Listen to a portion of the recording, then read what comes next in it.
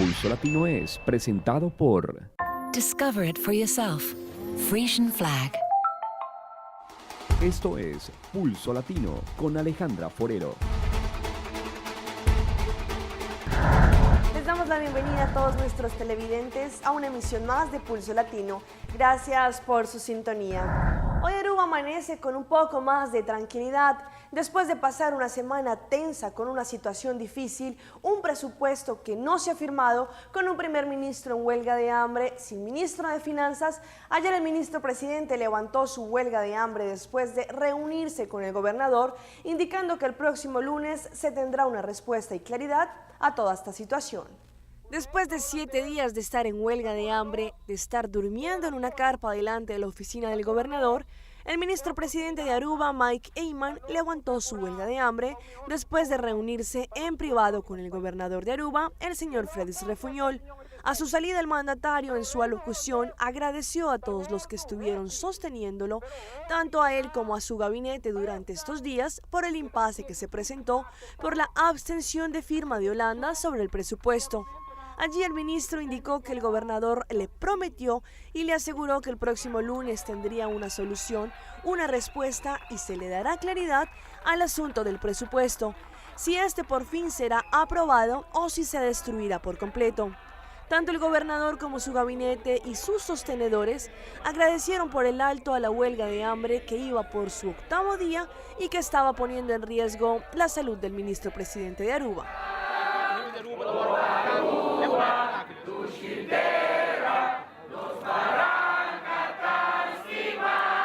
En noticias internacionales, en Bogotá, en Colombia, nos traen la historia de un español que había alquilado un vientre en Bogotá. Este hombre reconoció ante las autoridades que pagó cerca de 20 millones de pesos por el alquiler en el vientre en Bogotá. Este hombre reconoció ante las autoridades de migración que pagó 18.000 euros por el alquiler de un vientre en Bogotá.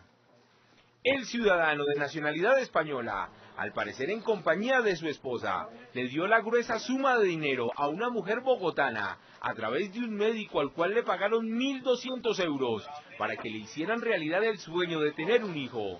Pero ese primer niño falleció. Ese ciudadano tiempo atrás había alquilado el vientre de una colombiana. Este niño infortunadamente no logra nacer.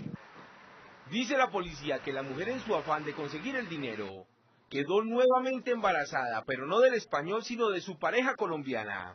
La joven ya se sentía comprometida por el dinero que había recibido y por tal motivo se embarazó de su novio y este niño pues se lo iban a entregar a los ciudadanos. Hace una semana el español llegó a la ciudad con el fin de recoger al bebé que había nacido hace 5 meses y por quien había pagado. El extranjero, con documentos falsos, intentó sacar al pequeño del país, pero al hacer el registro, el apellido del niño no coincidía con el de la mamá. Eran conscientes de que efectivamente no correspondían, no era el niño que ellos tiempo atrás habían alquilado el vientre. Al parecer, la esposa del español alcanzó a tomar un vuelo hacia la ciudad de Madrid y por eso no fue detenida. Es un caso que ya se puso a disposición de la autoridad y que está oscilando entre 30 y 60 años de prisión. Médicos de la Secretaría de Salud remitieron a la menor hasta el hospital de Fontibón. Presenta algunos síntomas de desnutrición, de deshidratación, pero ya está siendo atendido médicamente. La policía busca a la joven que alquiló el vientre, que al parecer vive en el sur de Bogotá. Tenemos el primer reportaje en exclusiva de lo que quedó del avión que fue derribado por un misil ayer en Ucrania. Este Boeing de la compañía Malaysia Airlines despegó de Ámsterdam y fue derribado con más de 280 personas a bordo. El siguiente reportaje es cortesía del canal RT. En estos momentos la policía local está revisando y haciendo el peritaje de todo lo que hay aquí. Estamos viendo, por desgracia, muchos cadáveres de niños, trozos del avión por todas partes. Nos encontramos a unos kilómetros de la principal zona donde está el cuerpo más importante del avión y, sin embargo, por aquí estamos viendo muchos trozos de avión, documentos personales, pasaportes, es la historia de estos casi 300 personas. Según la policía local, en torno a 12 kilómetros a la redonda se pueden ver enseres y diferentes restos del avión siniestrado. Ha confirmado el gobierno autoproclamado de Donetsk que aquí, a este territorio donde en estos momentos controla la milicia anti-Kiev,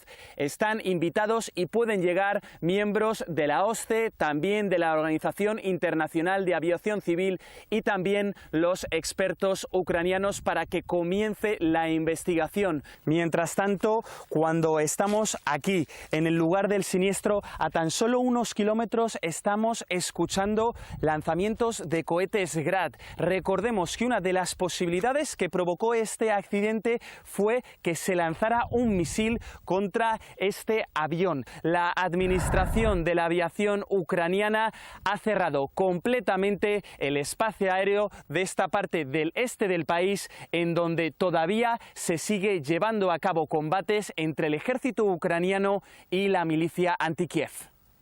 Este es un reportaje de México del Vía Crucis que tienen que pasar miles de migrantes tratando de cruzar la frontera y así llegar al sueño americano. A través de un tren conocido como La Bestia, adultos y niños tratan de llegar a los Estados Unidos. Oye, migrante que sufre al estar tan lejos. Varios niños se siguen sumando al viejo sueño de cruzar hacia Estados Unidos.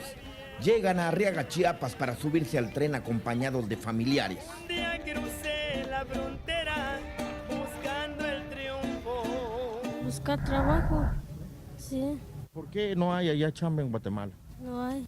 Esta vez fueron 500 migrantes los que subieron al ferrocarril del sureste conocido como La Bestia.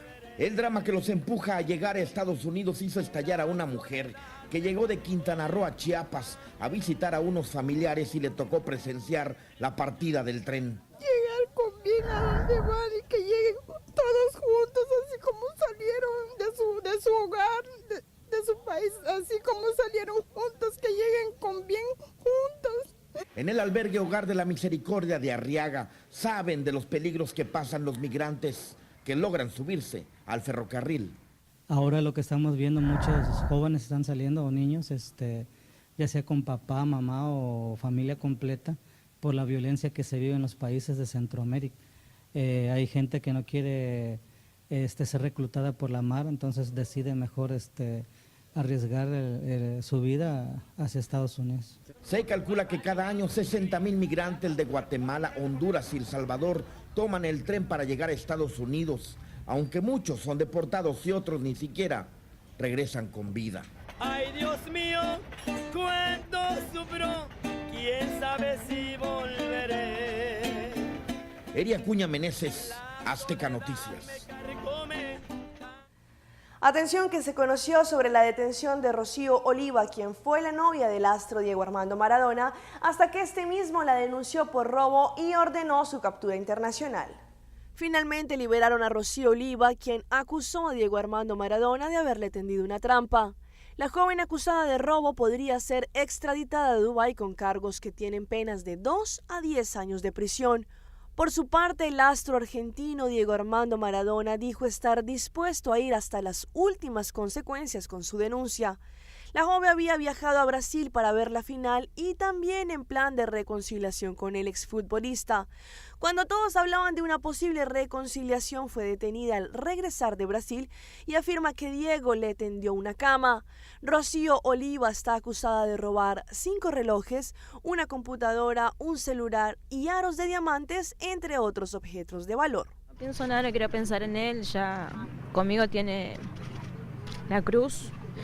Y el día que se arrepienta va a ser demasiado tarde porque... Él confirmó, lo acaba de decir, que va a ir hasta las últimas consecuencias hasta que le aparezcan las cosas. Y eso le dice él en la tele, pero él sabe perfectamente mejor que nadie que yo no le saque nada. Él lo sabe. Habías dicho vos como que estaban reconciliados, evidentemente no fue. ¡Bájame el micrófono! Él mostró eso, él dijo cosas, él me manifestó que estaba todo todo bien, que me amaba, que quería volver conmigo, que ya está, no quiero saber más nada con él, quiero que desaparezca de mi vida. Más de 58.000 nuevos casos sospechosos de chikungunya se presentaron en la última semana en República Dominicana, según el más reciente boletín epidemiológico de salud pública. Estos casos han empezado a disminuir en el Distrito Nacional, mientras se intensifican en otras localidades. Yamel Canal nos tiene los detalles. En las últimas 4 semanas se ha incrementado la transmisión del virus de chikungunya en las regiones de salud Cibao Norte y Cibao Oriental, mientras que en el Distrito Nacional han disminuido. Las autoridades toman este dato como una señal de efectividad de las medidas aplicadas. La gente ha acudido a los hospitales, ha acudido en una cantidad importante de provincias al llamado que le hemos hecho de que vayan en lugar de los hospitales a las unidades de atención primaria. El total de casos sospechosos supera los 251.000, de los cuales 71 han sido confirmados. La diferencia con la última semana epidemiológica es de más de 58.000. Espaillat volvió a colocarse en la lista con mayor número de casos sospechosos de todo el país, mientras que San Juan y La Vega subieron a la segunda y tercera posiciones. El Ministerio de Salud Pública asegura que no ha habido muertes asociadas con la chikungunya y que las 3 muertes sospechosas que se encuentran en el boletín fueron provocadas por otra causa. Porque Salud Pública no tiene una sola razón para ocultar una muerte sobre la enfermedad. Cuando ocurra, sí lo vamos a comunicar, de verdad. En relación con la vigilancia de la transmisión madre-hijo del virus, 49 recién nacidos menores de 10 días de vida que presentaron sintomatología sospechosa, sus madres tenían la enfermedad en los días próximos al parto. Nuestras maternidades, nuestros hospitales están orientados en ese sentido. No ha muerto ningún infante en la República Dominicana al momento de nacer, todos han podido ir recuperándose. Aunque la chikungunya no se considera letal, personas con enfermedades preexistentes como diabetes, hipertensión, enfermedades cardiovasculares, insuficiencia renal o VIH-Sida deben estar más precavidas. El Ministerio de Salud Pública informó que ya han visitado más de 1.200.000 hogares para informarles acerca de cómo prevenir el virus del chikungunya. Yamel Canal, Noticias, SIN. Y sigue el matoneo en los colegios en Colombia. Una mujer denuncia que su hija de 7 años lleva varios meses siendo víctima de matoneo en distintos colegios en Mosquera, Cundinamarca. La madre asegura que ella también se ve afectada por el llamado bullying. La niña de 7 años de edad hoy no camina con normalidad, según ella por la agresión de una compañera de colegio que la jaló de una pierna cuando estaba en un columpio. La pequeña dice que al caer sintió que su pierna no estaba bien. La mamá de la niña asegura que su hija ha sido víctima de insultos, gritos y discriminación en los 2 colegios donde ha estudiado en el último año. Fue igual, la agredían también verbalmente, se le burlaban, no querían hacer los trabajos con ella en grupo. Es algo muy tenaz, para uno como mamá es muy doloroso eso. Según la menor, la rechazan y la insultan. La pequeña ha recibido tratamiento psicológico, sin embargo, su mamá dice no haber tenido ningún tipo de apoyo por parte de las autoridades competentes de Mosquera. Entre tanto, la señora vive otro drama, pues cuenta que también es víctima de matoneo en su barrio por parte de una vecina. Sin saber por qué, me veía en la calle, me agredía, me insultaba, hasta el punto que ella lo último que pudo hacer fue amenazarme con ácido. Incluso también en internet. Los hijos de ella, uno de ellos hackeó mi Facebook, y sacó las fotos de mi Facebook y crearon una página grotesca. Madre e hija piden apoyo de las autoridades para combatir esta problemática que hoy afecta a su familia. Vamos a un corte comercial, pero ya regresamos con más información aquí en Pulso Latino.